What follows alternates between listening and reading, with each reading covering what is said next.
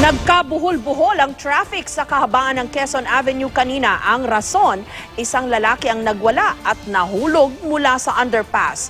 Mabuti na lang at nasalusyan ang isang malaking airbag ng Bureau of Fire Protection. May report si Cara David. Sandaling tumigil ang daloy ng mga sasakyan kanina sa Quezon Avenue nang magwala sa gitna ng underpass ang isang lalaki. Nagsisisigaw ang lalaki habang nakatungtong sa taas ng underpass at naghubad pa sa harap ng mga tao.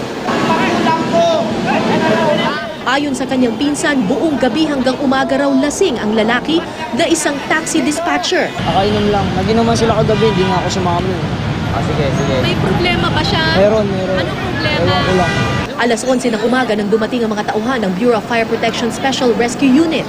Sinubukan ng isa sa kanilang kumbinsihin ang lalaki na umalis na sa underpass, habang ang iba nagtali na ng lubid sa magkabilang bahagi ng underpass. Sa ibaba, nakaantabay naman ang isang ambulansya. Habang nagsisisigaw ang lalaki, unti-unting nilapitan siya ng mga rescuer.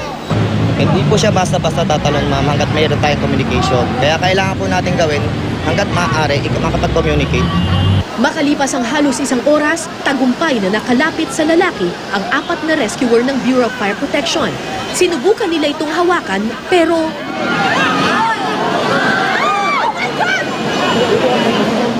akala ng lahat nalaglag sa underpass ang lalaki, pero ang totoo, nasalo ito ng isang malaking airbag na hinanda ng Bureau of Fire Protection. Pag hawak ko sa kanya, nag-struggle na siya. Try na niya mag-struggle. Kaya tinulak ko na lang siya pababa. Parang kasi naka-prepare. Naka-prepare naman doon. So, bago namin ginawa yung plan na yon, secure namin sa baba na okay naman lahat yung mga gamit sa baba. Isa sa ilalim sa medical examination ng lalaki para matukoy kung lulong ba ito sa droga nung mga oras na iyon. Maaari rin siyang kasuhan ng alarm and scandal. Recommend pa rin natin kung kailan pa ba siyang ipasa neuropsychiatric test para at least makita natin yung state of mental state ng tao. Cara David, GMA News.